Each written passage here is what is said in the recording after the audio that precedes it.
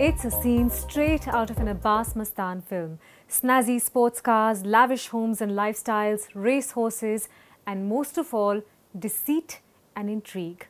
Most unfortunately though, this is not fiction. It's a tale of two brothers and an empire that systematically duped the system and innocent people of their life savings. When the PMC crisis hit, it seemed like a case of an inept and corrupt few who had squandered away the bank's money and reputation almost as a personal favour to a few. But the rot ran deep.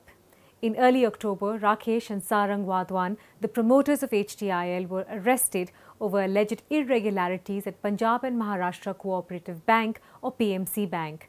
The Economic Offences Wing of the Mumbai police said the fund diversion was pegged at 6,500 crores, a staggering 73% of the bank's entire assets.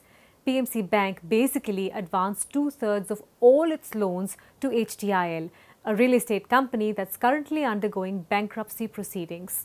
This was allegedly facilitated through the creation of more than 20,000 fake bank accounts.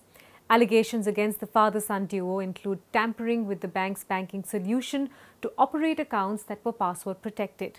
These ghost accounts were linked to the HDIL group, and loans were sanctioned to these accounts that made it eventually to HDIL or to the personal accounts held by father and son. It was fraud involving the top management and the borrower. There was forgery, falsification of records, and the bank was indulging in large-scale underreporting of bad loans.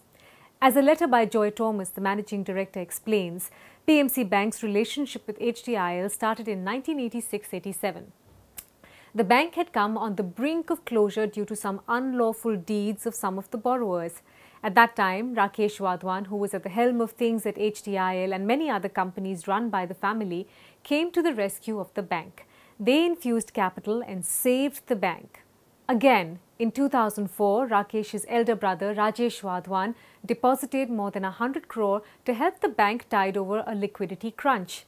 After that, HDIL started banking with PMC, and more than 60% transactions of the bank were from this group alone. After HDIL became a listed company in 2007, it cleared all the dues of PMC and moved on to other banks as its capital needs grew. However, PMC Bank then requested HDIL to continue banking with them. A large portion of advances were repaid by HDIL. Losing their business had started impacting the profitability of the bank. So back they went again. HDIL started operations with PMC Bank a few months later. But let's swing back to the good times for a bit. In a mostly local playground of realty companies, HDIL was once considered the Badshah, not just of Mumbai real estate companies, but at one point it was seen as one of the biggest players in India. Rakesh Wadhawan was a widely known face and perhaps feared too by his competitors. Around the year 2000, his son Sarang Wadhawan, or Sunny as he is called by most of Mumbai's flashy circuit, entered his father's construction business and expanded into slum redevelopment. In the builder community, stepping into slum redevelopment or SRA is a red flag in itself. An interesting entry from Forbes' list of billionaires in 2010 says this about Sarang. Entered father's construction business and expanded into slum redevelopment in 1996, now chairs family's real estate firm, Housing Development and Infrastructure Limited, stock has soared since last year's low, has a passion for flashy cars. And indeed, life was good. Private jets, weekly parties on yachts, a fleet of luxury cars, gun-toting bodyguards who would check every birthday party and venue the Wadhawans were scheduled to visit, sprawling mansions in places like Alibag, Lonavala, Dubai, the United Kingdom, amongst others, and at one point, as reports go, 100 horses collectively valued at over 20 crores. Life for the Wadhawans was all about making it large. HDIL was largely a slum developer. Its arm-twisting tactics, however, are a bit of an open secret, and it had even managed to come out unscathed during the financial crisis in 2008.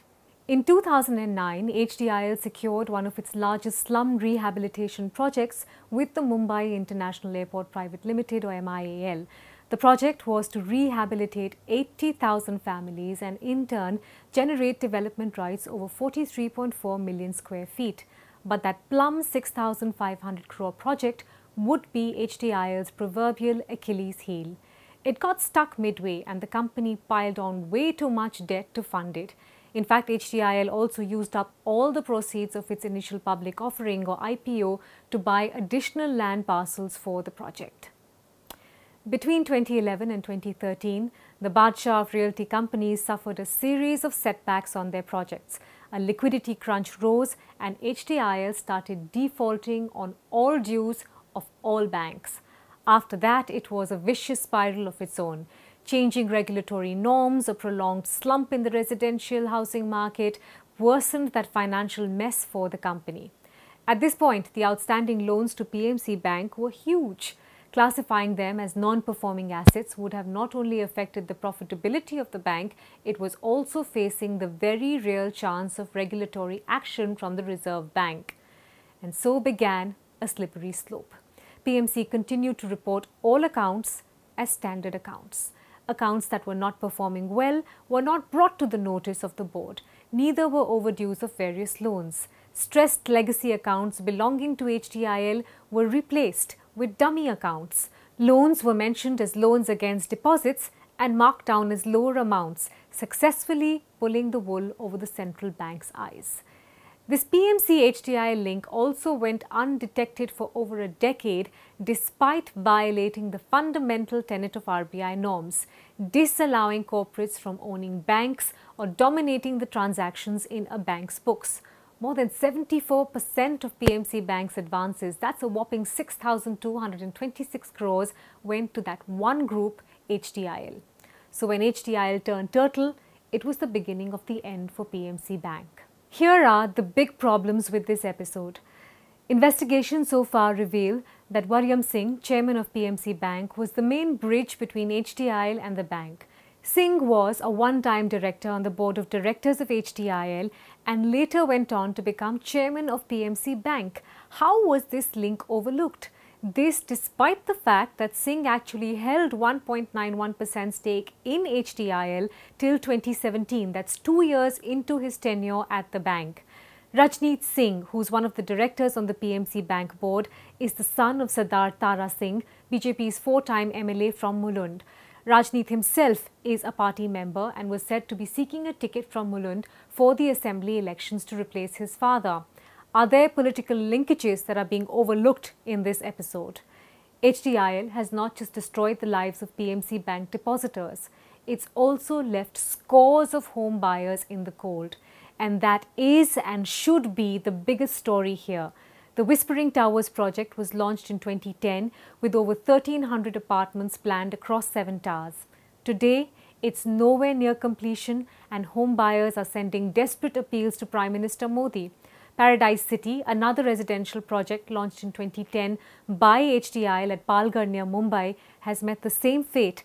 More than 4,000 home buyers continue to wait for possession of their apartments. There are several more across the country. Investigations showed that large cash withdrawals took place at PMC Bank in the 3rd week of September after the whistleblower leaked the information to the RBI on NPAs of HDIL being hidden. Who tipped off these large withdrawals? What happens to PMC's employees who are now staring at the prospect of unemployment? Why aren't depositors being given the money due to them which the government has the wherewithal to?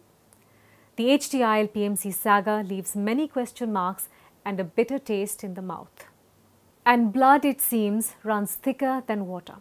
As part of the 2009 restructuring, Sarang and his father Rakesh took complete charge of HDIL, while cousins Kapil and DHEERAJWADHAWAN took over the management of Diwan Housing Finance Limited or DHFL, as well as the family's other retail and hotel businesses.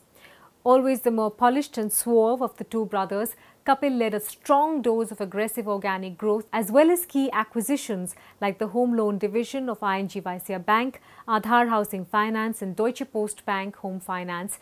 DHFL went from strength to strength, surging to the position of India's 3rd largest housing financier. It catered squarely to India's middle class, with average loan sizes of between 14 to 15 lakhs and a strong focus on Tier 2 and Tier 3 cities. In fact, Kapil and Dheeraj also started a real estate firm, RKW Developers, potentially raising the chances of friction between the Wadhawan family members. In July, DHFL's numbers revealed that chinks were emerging in the non-developer loan portfolio. Basically, retail home loans, loans to small and medium enterprises, loans against property, all that was under stress. DHFL reclassified loans of over 34,000 crores and recognized a loss of over 3,000 crores. Today, DHFL has $14 billion in assets. More importantly, it has had to restructure debt of $12 billion. And here's where DHFL's problems escalate. From posturing a liquidity shortage, DHFL now seems to be staring at large unaccounted holes in its balance sheet. It's had a large knock-on effect on the country's largest banks as well. Bank of Baroda, State Bank of India, Union Bank of India, all put together have a total exposure of 47,000 crores to DHFL, besides hitting small investors because there are mutual funds in that mix too. What exactly was going on at DHFL? The promoter, DHEERAJWADHAWAN, has been named in a case of alleged terror financing against late gangster Iqbal Memon or Iqbal Mirchi. A close aide of Mirchi, Humayun Suleiman Merchant, told a special court that he received 5 crore from Wadhawan for facilitating a deal with Sunblink Real Estate. Wadhawan is being probed by the Enforcement Directorate, which has now found a web of transactions between real estate firms linked to him and Sunblink, to which DHFL gave loans of close to 2,200 crores. In February, news portal Cobra Post alleged that DHFL had sanctioned and disbursed large loans without filing any charge documents with the Ministry of Corporate Affairs. It also said the promoters were siphoning off funds through a network of shell companies to create personal wealth. The exposé pegged the size of the scam at 31,000 crores. DHFL is now springing leaks faster than investigative authorities can plug. Following that allegation, the Finance Ministry asked banks to carry out a detailed audit. That audit was conducted by KPMG, and it seems to have found that DHFL disbursed loans and advances to interconnected entities seemingly linked to its promoters. Repayments to the tune of 12,500 crores by 28 such entities are untraceable. Loans and advances totaling close to 25,000 crores were disbursed with inadequate loan documentation to 65 entities that actually had minimal operations. In fact, the auditors could not even review 8 entities because of lack of credit, technical, legal evaluation documents. Nothing was in place. So as this murky family drama plays out in PMC Bank, HDIL and DHFL, here's the questions we're asking. DHFL was the worst hit by the liquidity crisis in the NBFC sector in the wake of the IL&FS debacle and defaulted on its obligations several times. Why wasn't a more systematic check carried out at that point? Why hasn't the Reserve Bank conducted a deep dive stress test on banks and NBFCs just like the US Federal Reserve did after the financial crisis in 2008 to ensure banks have enough reserves and books are contagion-free? How large could that contagion effect be? Is the RBI letting the NBFC crisis snowball month after month into something that will ultimately explode in the face of the system? Some analysts say companies are reporting NPAs of 6% of outstanding credit but actually have close to 12% bad assets. Who is left carrying the can? What are the ramifications that we have seen at any point for financial fraud? IL&FS is still dripping all over the system, and now DHFL joins the gang. Can we truly expect banks to go about dispersing loans and propping up the economy when their houses are on fire? The Wadhawan family saga is symptomatic of a bigger problem, letting the system trample on the smallest investor, depositor, homeowner. The Reserve Bank and the government need to act with urgency, but perhaps that would be too much to expect.